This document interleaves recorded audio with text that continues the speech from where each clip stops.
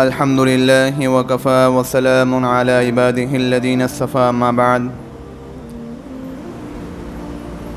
فأعوذ بالله من الشيطان الرجيم بسم الله الرحمن الرحيم وتوكل على الله وكفى بالله وكيلا صدق الله العظيم وصدق رسوله النبي الكريم ونحن على ذلك لمن الشاهدين والشاكرين والحمد لله رب العالمين.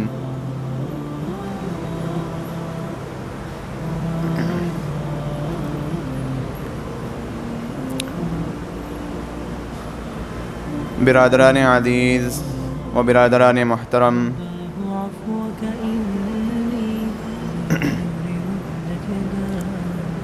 اس کائنات کو اللہ رب العزت نے اپنی قدرت کاملہ سے پیدا فرمایا اور اس کائنات کو چلانے کے لیے کچھ اصول متعین فرما دیے. اللہ تبارک و تعالیٰ نے اس کائنات کو چلانے کے لیے نظام بنا دیے، اصول بنا دیے کہ اب ان اصولوں کے تحت یہ کائنات چل رہی ہے، جس کو ہم فطرت قوانین کہتے ہیں.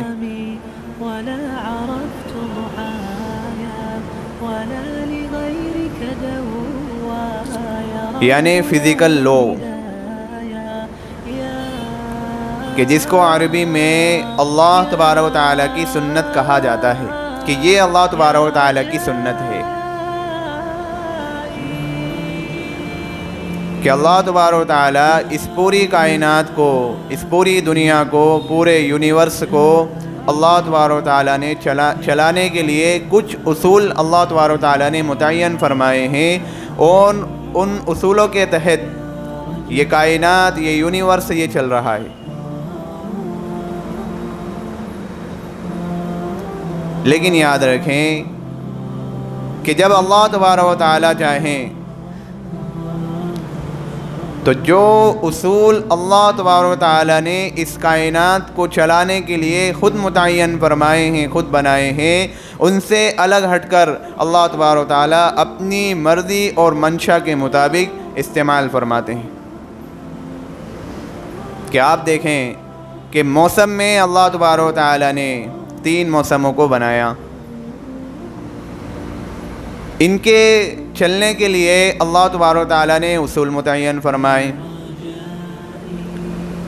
کہ بھئی برسات کے 4 مہینے ہوں گے، 4 مہینے ٹھنڈ کے ہوں گے، 4 مہینے گرمی کے ہوں گے. اب یہ جو موسم ہیں یہ اپنے اپنے وقت پر اپنے اصول کے مطابق یہ چل رہے ہیں. لیکن ہم دیکھتے ہیں کہ برسات کا موسم ہے،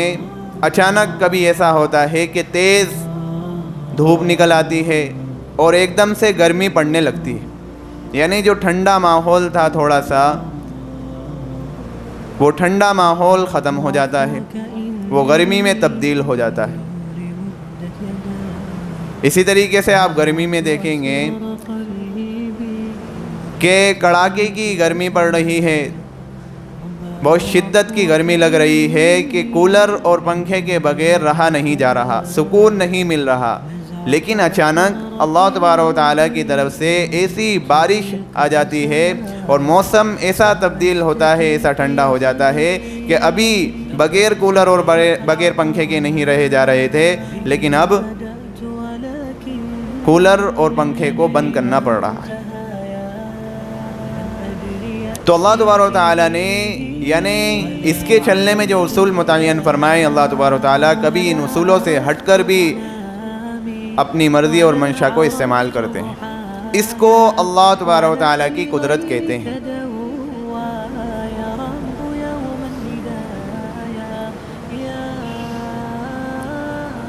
کہ بھئی مثال کے طور پر ایک آدمی نے اسکول بنایا اب اس کو اسکول چلانے کے لیے اس نے ایک نظام کو ترتیب دیا کہ اسکول کی ٹائمنگ یہ رہے گی،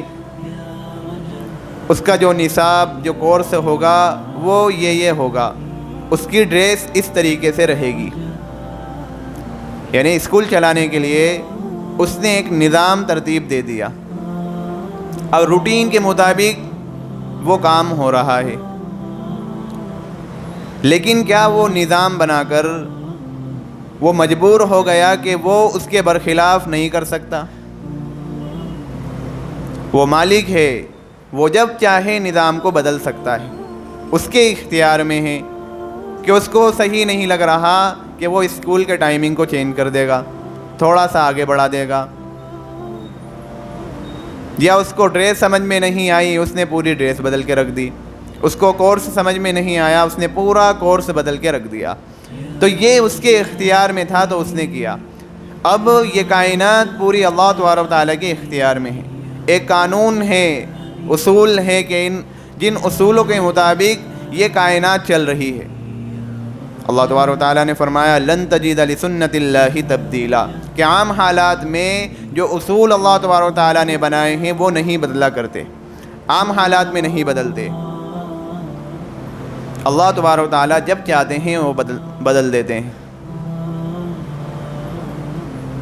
جیسے آگ کا کام ہے جلانا، آگ جلاتی ہے اور پانی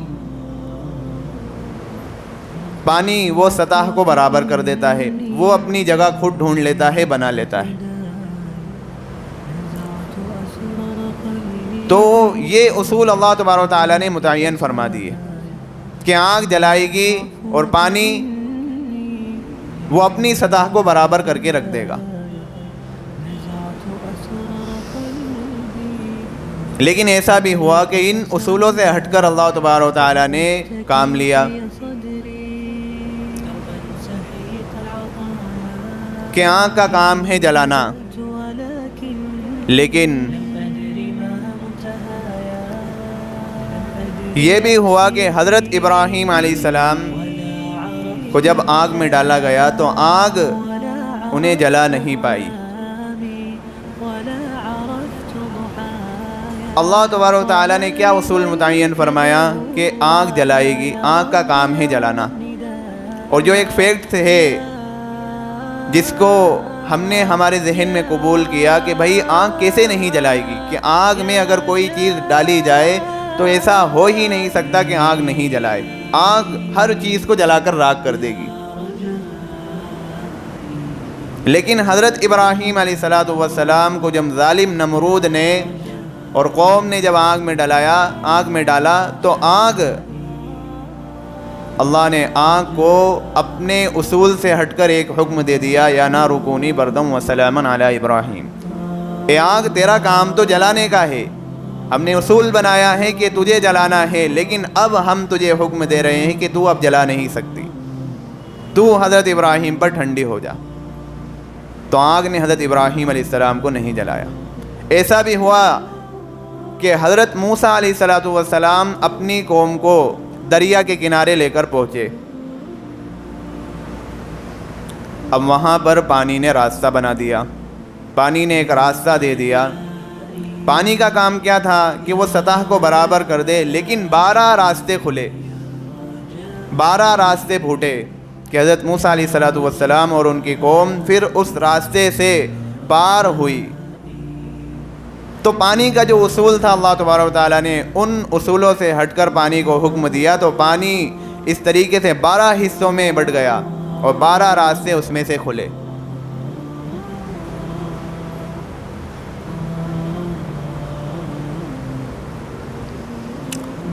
اب کافر اور مومن کی زندگی میں فرق ہے کہ کافر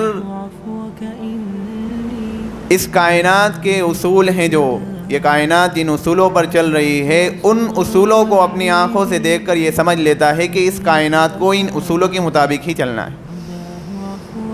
لیکن مومن اس کی نظر اللہ تبارک و تعالیٰ پر ہوتی ہے،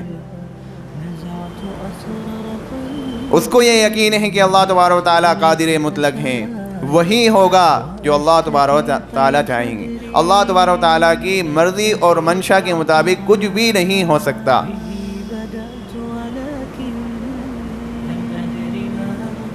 تو مومن کی نظر مسبب الاسباب پر ہوتی ہے اور کافر کی نظر صرف اسباب پر ہوتی ہے۔ اس لیے کافر دنیا میں دھوکہ کھا جاتا ہے، اور جو پکا مومن ہوتا ہے وہ دنیا میں کامیابی حاصل کرتا ہے۔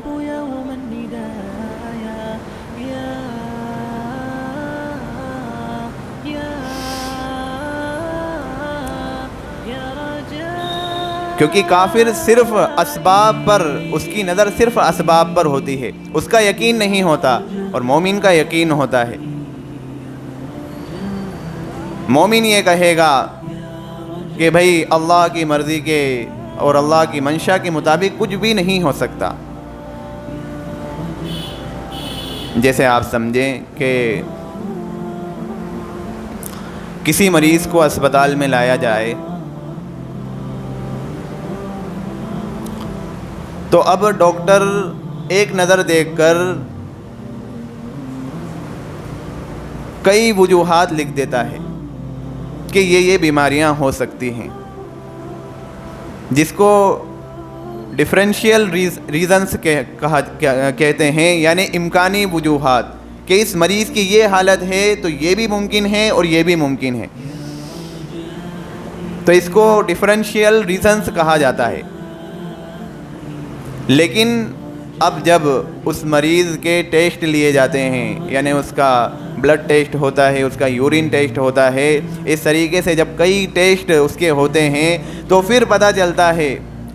کہ اس بیماری کی وجہ یہ تھی، اور اس کو کہتے ہیں ڈیفینٹ ریزن۔ اب جو صرف اسباب پر نظر رکھ کر زندگی گزارنے والا ہوتا ہے تو وہ جو ڈفرینشیل ریزن ہوتا ہے اس کے مطابق وہ چل پھر رہا ہوتا ہے، یہ بھی ہو سکتا ہے، یہ بھی ہو سکتا ہے، یہ بھی ہو سکتا ہے۔ لیکن مومن چونکہ اللہ تبارک و تعالیٰ پر یقین رکھتا ہے، اللہ تبارک و تعالیٰ پر اس کا ایمان ہوتا ہے، تو اس کے لیے ڈیفینٹ ریزن ہوتا ہے کہ بھئی اللہ تبارک و تعالیٰ کی مرضی کے مطابق اور منشا کے مطابق کچھ بھی نہیں ہو سکتا ہے۔ اب جیسے ایک مسئلہ بہت گمبھیر ہمارے ملک میں چل رہا ہے، UCC یونیفارم سول کوڈ۔ اب اس میں جو صرف اسباب پر زندگی گزارنے والے ہوتے ہیں تو وہ اس میں رائے دے رہے ہوتے ہیں کہ بھئی یہ بھی ہو سکتا ہے، یہ بھی ہو سکتا ہے، یعنی یونیفارم سول کوڈ آ بھی سکتی ہے، نہیں بھی آ سکتی ہے۔ لیکن ایک مومن، وہ کامل مومن کیا کہے گا؟ وہ تو یہی کہے گا کہ بھئی اللہ کی مرضی اور منشا کے مطابق کچھ بھی نہیں ہو سکتا ہے۔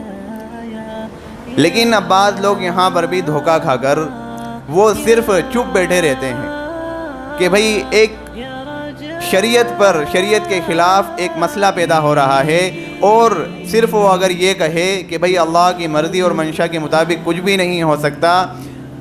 اللہ کی مرضی اور منشا جو ہوگی وہی ہوگا، اور وہ خاموش بیٹھا رہے تو اس پر پکڑ ہوگی، اللہ تبارک و تعالیٰ اس پر پکڑ کر لیں گے کہ بھئی تمہارے اسلام پر اور شریعت پر ایک ایسا قانون بنایا جا رہا تھا جو اسلام کے خلاف تھا، جو پوری شریعت کے خلاف تھا، اور پوری قوم صرف خاموش بیٹھی ہوئی تھی۔ تو یہاں پر اللہ تبارک و تعالیٰ پکڑ کر سکتے ہیں، اللہ تبارک و تعالیٰ کی یہاں پر پکڑ ہو سکتی ہے اور پکڑ ہوگی۔ اس لیے آواز اٹھانا ہر برائی کے خلاف، جو بھی برائی ہو رہی ہو، اور خصوصاً جب بات شریعت پر آئے گی اور بات اسلام پر آئے گی تو پھر اس کے خلاف آواز اٹھائی جائے گی۔ اب بڑوں کی طرف سے، ہمارے جو بڑے ہیں ان کی طرف سے یہ نہیں کہا جا رہا کہ بھائی تم احتجاج کرنے کے لیے روڈ پر آ جاؤ، سڑکیں جام کر دو، یا اس طریقے سے ایسا احتجاج کرو۔ صرف ایک خاموش مزاج کے ساتھ اس طریقے سے ایک احتجاج کی ایک شکل دے دی آپ کے سامنے کہ بھائی لا کمیشن آف انڈیا جو ہے اس نے خود مسلم لوگوں کی جو مسلم سماج ہیں، مسلم کمیونٹی کے لوگ ہیں، ان کی رائے طلب کی ہے کہ بھائی جو تم چلو ٹھیک ہے اس پر یونیفارم سول کوڈ پر جو تم آواز اٹھا رہے ہو تو تمہاری جو قوم ہے ان کی رائے بھی تو دیکھ لی جائے کہ آپ کی قوم کی کیا رائے ہوتی ہے اس پر۔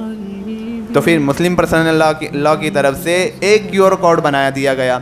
اب اس میں کیا ہے کہ بھائی ہمیں اس قانون سے کیا تکلیف ہے، کیا پریشانی ہے، وہ ساری شرائط اس میں لکھ دی گئی ہیں۔ اب کرنا کچھ بھی نہیں ہے، صرف وہ جو اسکینر ہے اس کو اسکین کرنا ہے، اور پھر جو آپ کی جی میل آئی ڈی ہے وہاں پر کچھ لکھنا بھی نہیں ہے، جو مسلم پرسنل لا نے جو لکھنا تھا وہ لکھ دیا۔ اب وہاں پر آپ کو صرف اپنی جی میل آئی ڈی سے اس کو سینڈ کر دینا ہے۔ 25 کروڑ کی آبادی میں صرف 17 لاکھ لوگوں کی رائے صرف گئی ہے۔ اتنے سارے اسٹیٹ ہیں پورے ملک میں، اتنے راجیہ ہیں، ان میں سے ہمارے مدھیہ پردیش کا جو لیول ہے وہ 3 کچھ پرسنٹ ہے، صرف 3 پوائنٹ۔ مہاراشٹر کا کچھ 17% ہے۔ یعنی ہم اتنے خاموش کہ دنیا سے اتنا لگاؤ ہو گیا، ہماری دکانوں سے، ہماری مکانوں سے، بیوی بچوں سے اتنا لگاؤ ہو گیا کہ ایک خاموش مزاج جو احتجاج ہے ہم اس کو بھی انجام نہیں دے پا رہے۔ اب بعض لوگ کہیں گے بھئی یہ مسلم پرسنل لا کیا ہے یہ، اور یہ یونیفارم سول کوڈ کیا ہے؟ انہیں یہ کچھ بھی دنیا کی کوئی معلوم ہی نہیں، وہ تو صرف اپنی دنیا میں لگے ہوئے ہیں کہ اسلام اور شریعت کے خلاف کیا ہو رہا ہے۔ انہیں ذرہ برابر بھی کوئی علم نہیں، اور نہ وہ جاننا چاہتے ہیں۔ بھئی مسلم پرسنل لا جو ہے وہ ہندوستان میں تحفظ اسلام اور تحفظ شریعت کا ایک بڑا عنوان ہے۔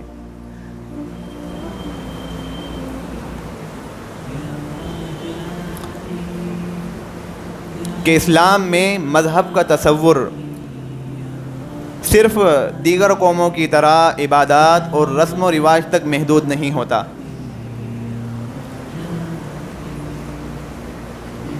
اسلام جو ہماری انفرادی مسائل ہیں اس سے بھی متعلق ہوتا ہے، انفرادی مسائل سے بھی اسلام کا تعلق ہوتا ہے۔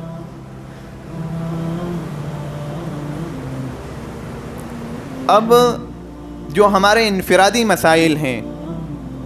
بھئی عبادات تو دور کی بات، جو ہمارے انفرادی مسائل ہیں جیسے ہماری نکاح ہیں، طلاق ہیں، فسخ ہیں اور وصیت و وراثت جیسے یہ ہمارے انفرادی مسائل ہیں۔ انفرادی مسائل میں یعنی جب ہندوستان آزاد ہوا تو ہندوستان جب آزاد ہوا اور ملک کا ایک نیا دستور اور ایک نیا قانون جب بنایا گیا تو وہاں پر قانون سازوں نے مسلم پرسنل لا کی قانونی حیثیت کو تسلیم کیا، اور جو اسمبلی ہے، قانون سازوں کی جو اسمبلی تھی، وہاں پر یہ اعلان کیا کہ بھئی مسلم پرسنل لا کی کسی بھی قسم میں مداخلت نہیں کی جائے گی۔ لیکن اب کیا ہو رہا ہے کہ مسلم پرسنل لا جو ہے اس کو ختم کر کے ایک نیا قانون جس کو یونیفارم سول کوڈ کہا جا رہا ہے وہ لاگو کیا جا رہا ہے۔ اب اس سے مراد وہ قوانین جو سماجی اور آئلی زندگی سے متعلق ہیں، ان قوانین کو یونیفارم سول کوڈ کہا جاتا ہے۔ یعنی جو نکاح ہے، طلاق ہے، فسخ ہے، وصیت ہے، وراثت ہے، یہ جو انفرادی ہمارے جو مسائل ہیں اس میں جو فیصلہ کرے گی وہ یونیفارم سول کوڈ کا جو قانون ہوگا وہ یہ فیصلہ کرے گی۔ پھر آپ کا مذہب اور آپ کی شریعت کیا کہہ رہی ہے انہیں ذرہ برابر بھی اس کا کوئی احساس، کوئی وہ حساس نہیں ہوں گے، انہیں اس سے کوئی لینا دینا نہیں۔ جو نیا قانون بن جائے گا اسی کے مطابق فیصلہ ہوگا، اور یونیفارم سول کوڈ کے ذیل میں وہ تمام امور، وہ تمام کام آ جائیں گے جو مسلم پرسنل لا سے تعلق رکھتے تھے۔ ابھی تک جو مسلم پرسنل لا سے تعلق رکھتے تھے، اب اس کا صاف مطلب یہ ہو رہا ہے کہ اگر یہ قانون نافذ ہوا تو مسلم پرسنل لا کی کوئی حیثیت نہیں رہ جائے گی۔